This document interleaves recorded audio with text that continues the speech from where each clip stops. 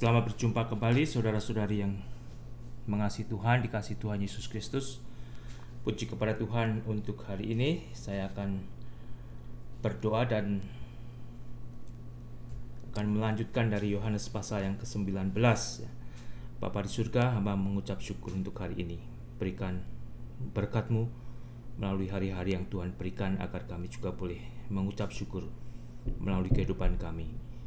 Berkati pembacaan firman-Mu, berikan berkat surgawi-Mu Bapa. Ampuni untuk segala dosa-dosa kami, terpujilah nama-Mu Tuhan Yesus. Amin. Saudara, saya akan membaca dari Yohanes pasal yang ke-19, mulai dengan ayat yang ke-31. Demikian bunyinya. Karena hari itu hari persiapan, dan supaya pada hari Sabat mayat-mayat itu tidak tinggal tergantung pada kayu salib, sebab Sabat itu adalah hari yang besar, maka datanglah orang-orang Yahudi kepada Pilatus dan meminta kepada Pilatus supaya kaki orang-orang itu dipatahkan dan mayat-mayatnya diturunkan. Maka datanglah prajurit-prajurit lalu mematahkan kaki orang yang pertama dan kaki orang yang lain yang disalibkan bersama-sama dengan Yesus. Saya sendiri tidak bisa membayangkan saat itu bagaimana orang-orang Yahudi akan merayakan Sabatnya setelah para pemimpin agama berhasil membunuh Yesus. Apakah mereka akan merayakan dengan gembira atau dengan satu respon yang lain? Karena setelah kematian Yesus, tabir bait Allah juga terbuka, terbelah, terpecah menjadi dua. Bukit-bukit batu terbelah, kuburan terbuka. Tidakkah orang-orang juga akan membicarakan hal tersebut?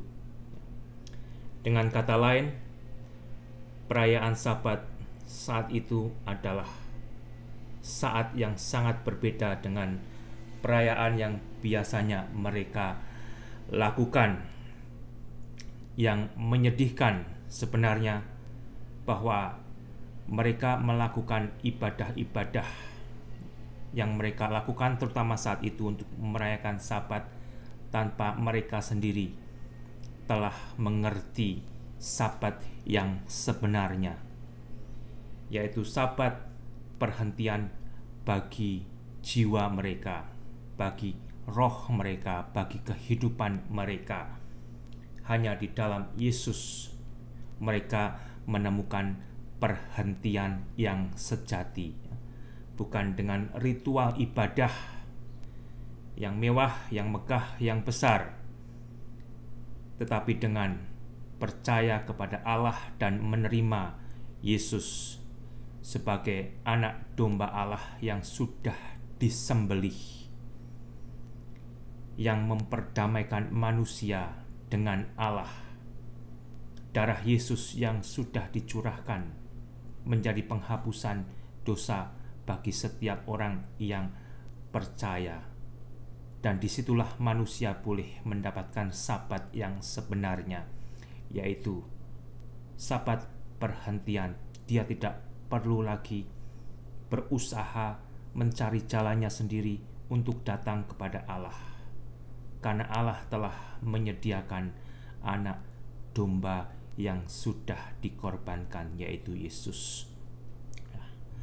Orang-orang Yahudi, mereka merayakan Sabatnya tanpa yang lebih utama, telah mendapatkan Yesus sebagai Sabat mereka.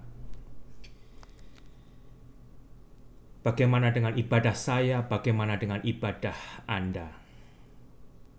Apakah kita hanya akan mengandalkan bentuk-bentuk ibadah yang mewah, yang megah, yang secara lahiriah tampak suci, tetapi sebenarnya manusianya sendiri tidak pernah mendapatkan kedamaian dengan Allah? Karena kedamaian dengan Allah hanya bisa diperoleh di dalam Yesus yang sudah memperdamaikan manusia dengan Allah. Darah Yesus yang sudah dicurahkan di atas Kalvari, itulah darah yang bisa memperdamaikan manusia dari dosanya dengan Allah yang di sorga. Di dalam Yesus ada damai sejahtera Allah. Bagaimana dengan saudara? Tanpa Yesus, Anda hanya akan memuaskan emosi Anda. Tanpa Yesus, Anda akan tidak mendapatkan damai sejahtera Allah. Karena damai sejahtera Allah itu kembali hanya bisa didamaikan oleh Allah sendiri melalui Yesus, anak domba Allah yang sudah dikorbankan Allah bagi manusia. Allah yang begitu mengasihi manusia telah mengorbankan anak tunggalnya sendiri, agar manusia yang percaya boleh didamaikan Allah, beroleh pengampunan dosa, diberi kehidupan kekal, dan jaminan masuk sorga. Bayangkan saudara saat itu, bagaimana orang-orang Yahudi meminta kepada Pilatus agar para penjahat-penjahat yang disalib itu diturunkan, karena mengganggu sabat mereka. Mereka meminta agar kaki-kaki penjahat itu dipatahkan.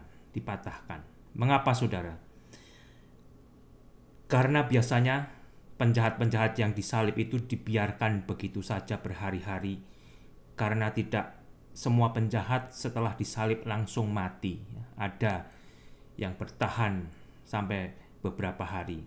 Tetapi dengan dipatahkan kakinya, kaki bagian bawah, jadi tidak ada penahannya lagi, penjahat-penjahat yang dipatahkan kakinya akan cepat mati, susah bernafas, dan akhirnya berhenti bernafas. Tetapi ketika mereka mau mematahkan kaki Yesus, apa yang terjadi saudara? Tetapi ketika mereka sampai kepada Yesus dan melihat bahwa Yesus telah mati, mereka tidak mematahkan kaki Yesus.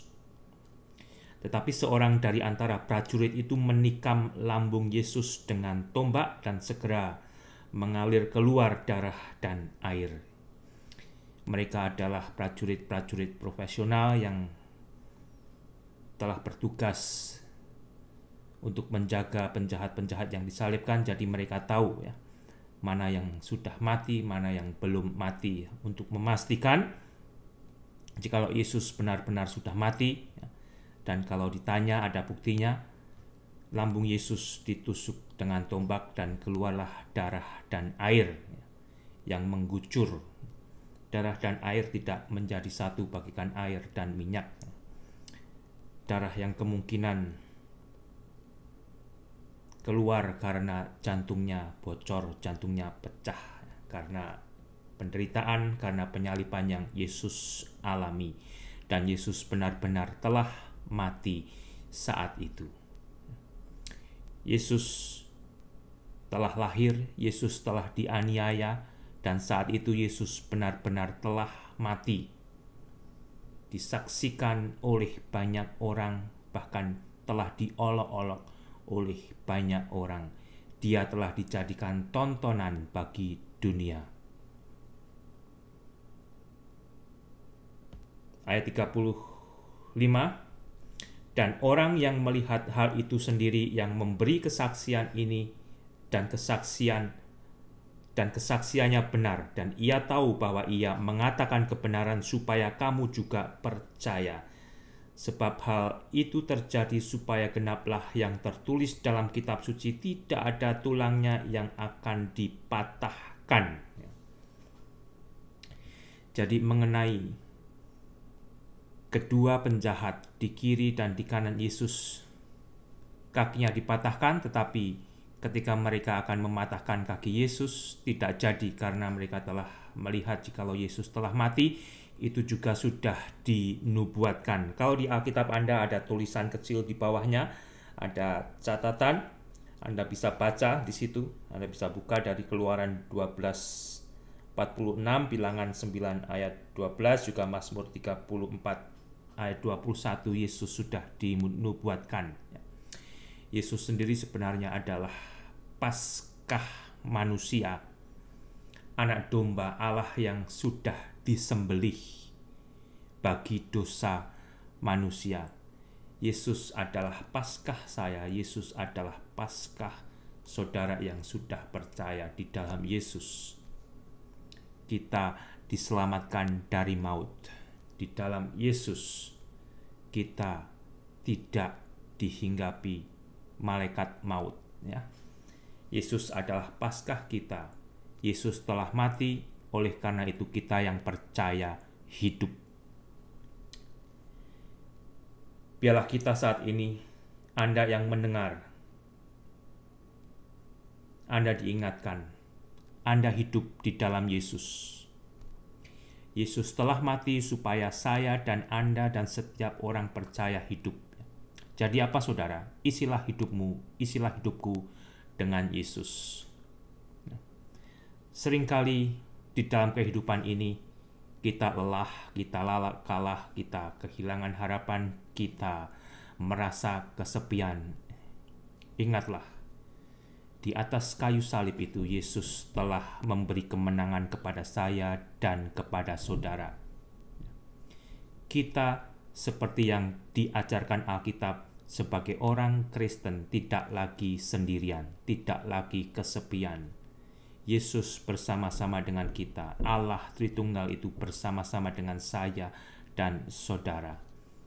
Dan biarlah kita di dalam perjuangan kita yang berat, kita juga boleh diberi kemenangan karena kita bersandar kepada kemenangan yang Yesus sudah berikan kepada saya dan kepada saudara. Bangkitlah saudara, bukan di dalam diri saya, bukan di dalam diri saudara, tetapi di dalam anugerah Yesus, di dalam kekuatan Yesus, di dalam pertolongan Yesus, dan di dalam berkat Yesus. Hiduplah di dalam Yesus, dan bagi Yesus engkau akan mampu menjalani hari-harimu bahkan dengan sukacita.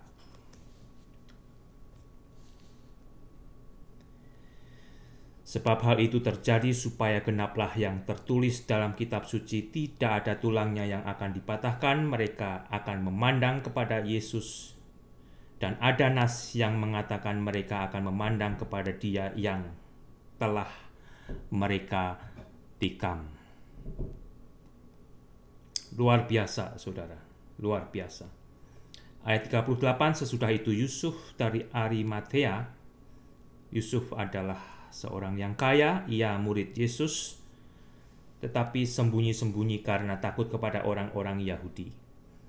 Yesus juga mempunyai murid yang disebut sebagai Yusuf dari Arimatea. Dia adalah seorang yang kaya, yang terkemuka, yang menjadi bagian daripada majelis besar dari orang Yahudi.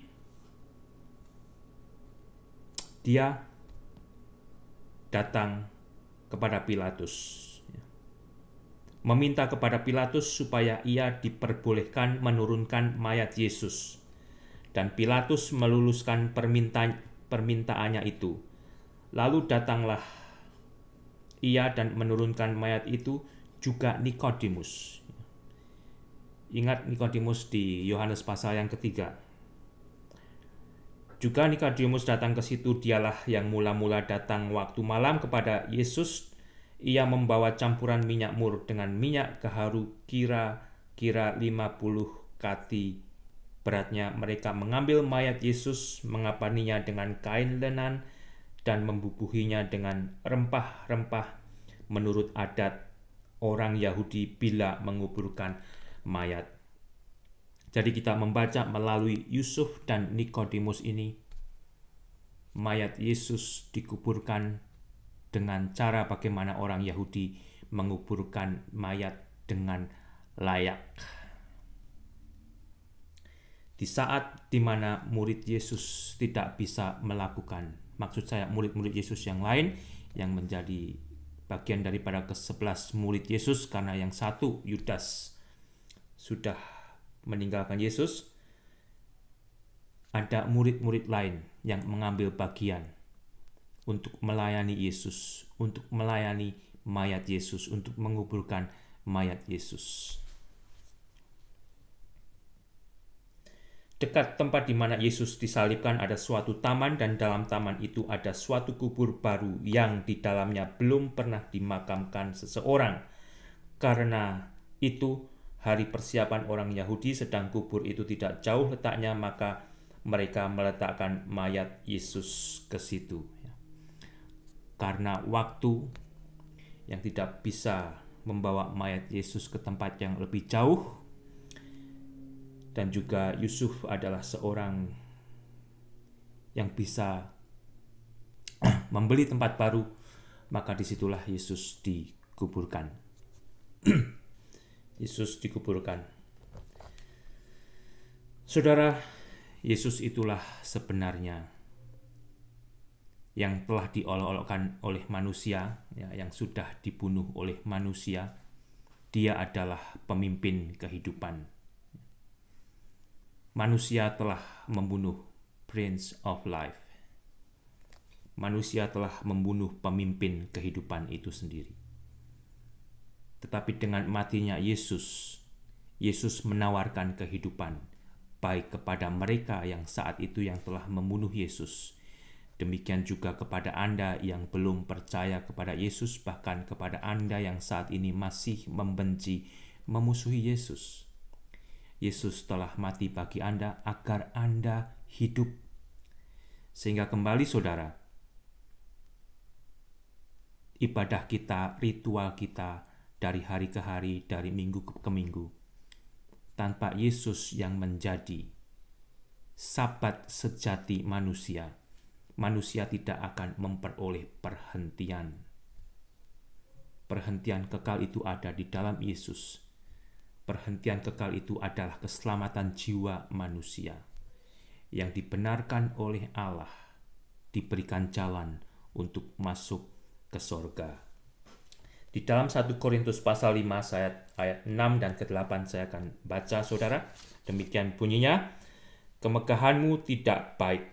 Tidak tahukah kamu bahwa sedikit ragi mengkamiri seluruh adonan? Buanglah ragi yang lama supaya kamu menjadi adonan yang baru. Sebab kamu memang tidak beragi, sebab anak domba Paskah kita juga telah disembelih, yaitu Kristus. Karena itu marilah kita berpesta, bukan dengan ragi yang lama, bukan pula dengan ragi keburukan dan kejahatan, tetapi dengan roti yang tidak beragi, yaitu kemurnian dan kebenaran. Yesus adalah Paskah saya dan saudara yang sudah percaya, Paskahnya orang Kristen.